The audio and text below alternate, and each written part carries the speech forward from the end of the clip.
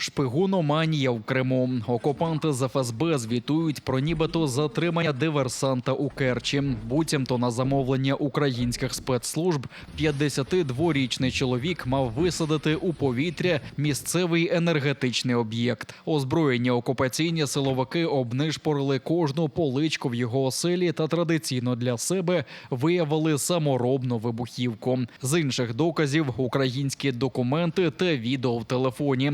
Бранця одразу відвезли до окупаційної управи ФСБ у Сімферополі та вже взяли під варту. Зараз керчанину погрожують довічним ув'язненням. Спроби росіян просунутися південніше Бахмута в бік Костянтинівки не вдалися. За фортецю тривають важкі бої, інформує Генеральний штаб. Російські загарбники, як розхідний матеріал, устіляють Бахмут. Росіяни насичують наступ новими партіями штурмовиків, які намагаються витіснити українських оборонців на захід від міста. Быстро прибігаємо, пацани! Ворог лютує і перетворює міста на привиди, бо вже більше року не може ними оволодіти. Загалом на найгарячіших ділянках фронту відбито ще більше 60 ворожих атак, уточнюють у Генштабі. Тим часом на півдні окупанти в передчутті українського наступу мінують усе навколо. Мінувань зазнають і акваторії річок Конка та Дніпро. Є випадки підривів місцевих жителів на ворожих мінах при спробі вийти на воду. Кілька сплетених сіток, і ти співучасник геноциду. Про це слід було знати цим персонажам. Це Денис Корольов з так званого хуторського козацтва Донської у Керчі та місцева шанувальниця російських окупантів Аліна Білякова. Вони закликають людей допомагати російським військовим шити однострої та плести для них маскувальні сітки. Чимало вказує на співпрацю з окупаційною владою Керчі, бо таких собі однодумців збирають у міському палаці піонерів та культурному центрі. І саме там відкривають цехи. Осенью организовала небольшое волонтерское сообщество ВКонтакте и сейчас в Телеграме. Оно называется «Боспорское братство». Мы сотрудничаем с казаками, ребятам помогаем изготавливать маскировочные сетки и также пошив. Прихильники «Русского міра» об'єдналися у таке собі «Боспорське братство». У їхній спільноті чимало фотодоказів співпраці з окупантами та допомоги військовим майном.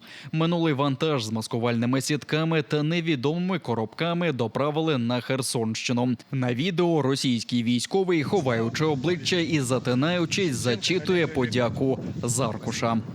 Спасибо большое! Схоже, саме окупаційна адміністрація Керчі стоїть за псевдоволонтерами. Окупанти дякують особисто її очільнику Святославу Брусакову та його заступнику Олегу Шевченку. Наш народ в основном думает, что война их не коснется, и она далеко, но на самом деле она уже близко.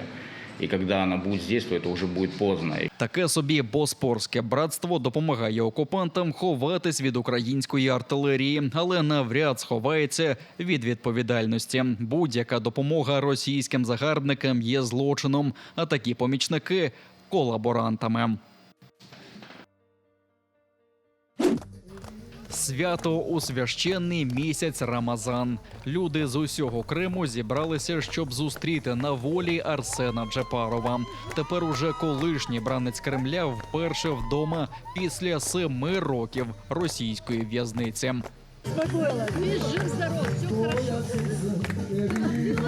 Російські силовики пропонували Арсену співпрацю, погрожуючи в'язницею. Він мав стати стукачем окупантів, щоб саджати співвітчизників та єдиновірців, але не проміняв честь на свободу. Каже, в нелюдських умовах російської неволі надихався підтримкою народу. Ви герой. Герои наши жены, ваши жены, наши родители, вы сами, которые не боялись, приходили на суды, которые не боялись после задержания, запугивания, этих 12 суток, альхамдулилля, проявляли себя. Тепер уже колишнього бранця зустрічали всією громадою та разом зустріли захід сонця.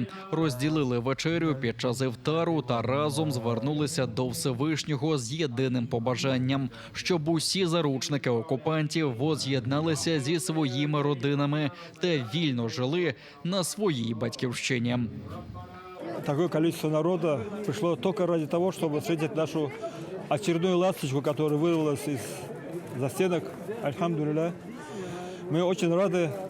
И рад весь Крым, который почти собрался. Для нашего народа это большое испытание.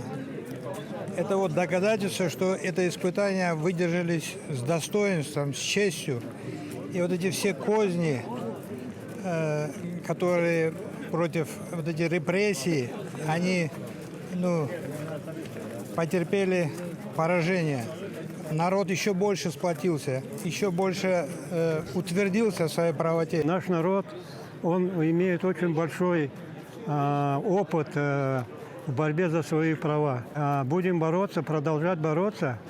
И, иншаллах, я думаю, уже в ближайшее время выйдет не один или два, а все наши более 100 наших ребят, которые сегодня находятся за градами. Арсен Джепаров не піддався на провокації окупантів та не став їхнім служкою, попри звинувачення у тероризмі та спробах повалення російської влади.